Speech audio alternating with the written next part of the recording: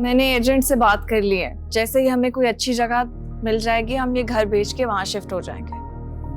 आप कुछ कहेंगी नहीं? मैं इतना कहूंगी कि तुम भी वही गलती दोहराने जा रही हो जो तुम्हारी माँ ने की थी। फुप्पो, तुम्हारी माँ ने मेरे भाई को समझने में गलती की थी और बेइंतहा मोहब्बत करने वाले शौहर को गंवा दिया। आज तुम भी फहद को समझने में गलती कर रही हो और शक में पड़कर एक बेहतरीन इंसान को खोने जा रही। वो ये आप सब क्या कह रही हैं? सब कुछ जानते हुए भी? सब कुछ जानती हो तभी तो कह रही। अब तो आपको सब पता है, सारी सच्चाई आप जान चुकी हैं। और मारिया ने हकीकत जानने की कोशिश भी नहीं की। कमाल है, मतलब जो सुना उस पे यकीन कर लिया, अपनी समझ के हिसाब से जो मानना था मान लिया। आंटी उसको तो बहुत मान था ना मेरा, बहुत मानती थी मुझे, फैन थी, पसंद करती थी। फिर अचानक क्या हुआ, एक झटके में मान यकीन सब खत्म हो गया। क्यों? ऑनेस्टली आंटी, वेरी डिसअपॉइंटेड, क्योंकि मैं उससे ये उम्मीद नहीं कर सकता था।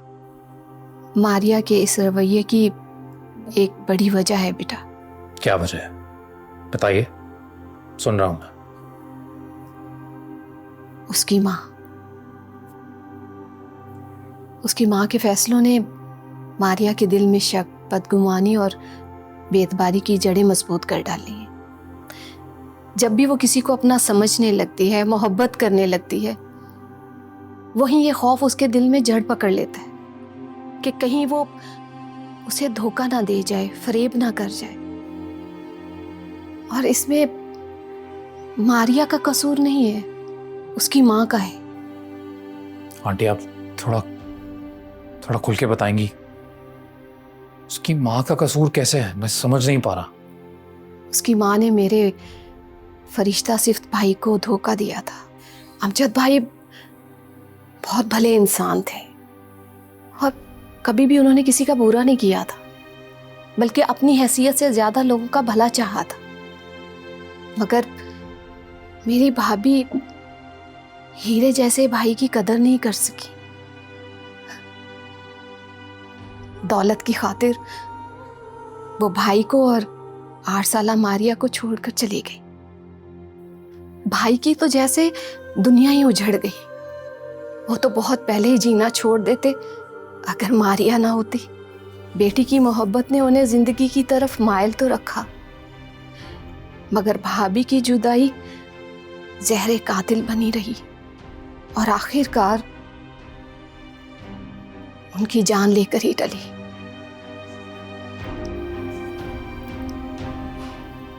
मारिया ये सब नहीं भूल पाई। माँ का धोखा और बाप की जुदाई उसके दिल में वहम और खौफ बनकर ठहर गई है।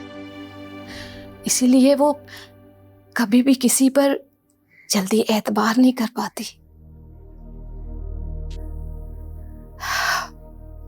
वो तुमसे मोहब्बत करने लगी थी। जानते हो क्यों? क्यों? क्योंकि तुम्हारी शख्सियत में वो अपने बाप का अक्स देखती थी।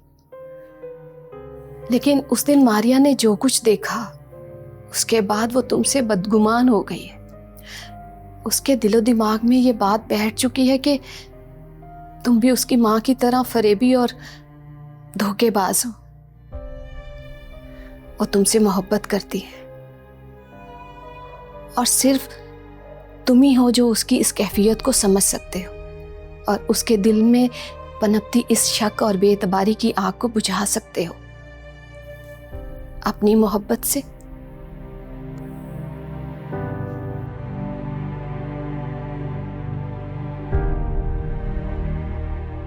मैं इतना कहूंगी कि तुम भी वही गलती दोहराने जा रही हो जो तुम्हारी माँ ने की थी। तुम्हारी माँ ने मेरे भाई को समझने में गलती की थी और बेइंतहा मोहब्बत करने वाले शौहर को गंवा दिया।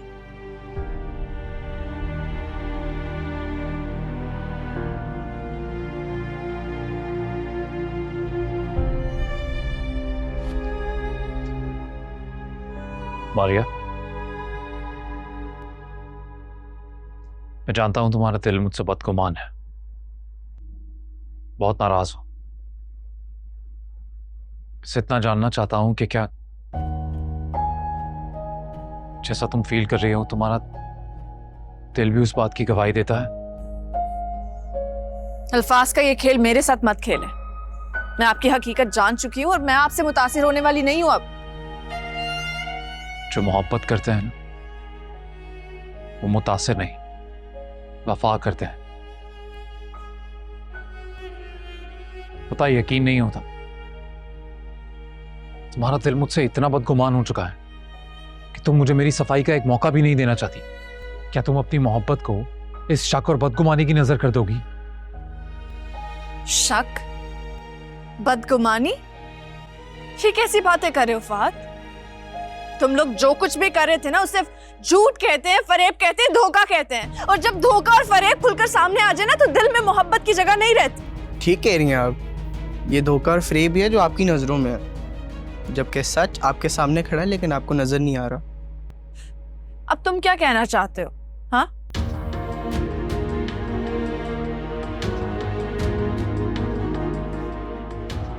ये है वो बुआ जो माशरे का शिकार बनकर बिस्तर पर जा गिरी, और अब इतनी ताकत नहीं है कि अपने हक के लिए आवाज उठा सके।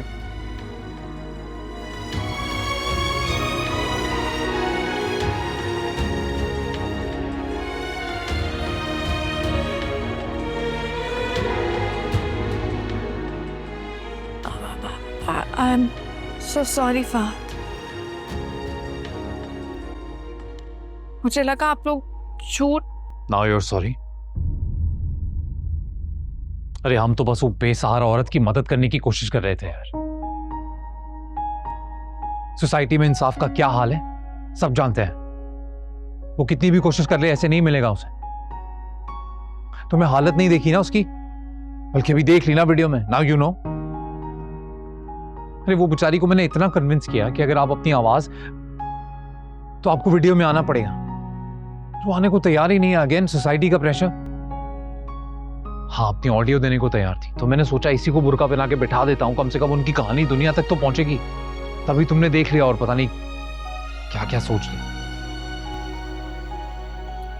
मैं वाकई बहुत शर्मिंदा। प्लीज मुझे माफ कर दो। फहद, अब बस भी करो, इतना न सताओ मेरी बेटी को। हो गई इसे गलत फहमी, अब माफ भी कर दो। इतनी आसानी से माफी नहीं मिलेगी आंटी। मैं माफ कर दूंगा, लेकिन एक शर्त पे। कौन सी शर्त? कैसी शर्त? मैडम को मेरा प्रपोजल एक्सेप्ट करना पड़ेगा, तभी मैं माफी दूंगा। ऐसे कैसे मैं प्रपोजल एक्सेप्ट कर सकती हूँ? सोच कर बताऊंगी मैं। हाँ हाँ, उस दिन गुस्से में सही, लेकिन आपने अपनी मोहब्बत का ठीक ठाक इजहार कर दिया था भाई के साथ। जी। अब कोई ड्रामा नहीं चलेगा। फूफो, आपको ये रिश्ता कबूल है? हाँ बिल्कुल, मुझे इन दोनों का रिश्ता कबूल है। तो बस टेंशन किस बात की? ऑफिशियली भाभी है। आए फूफो, मैं और आप मिठाई का इंतजाम करते हैं। हाँ जरूर। फोन। Thank you. आ जाए।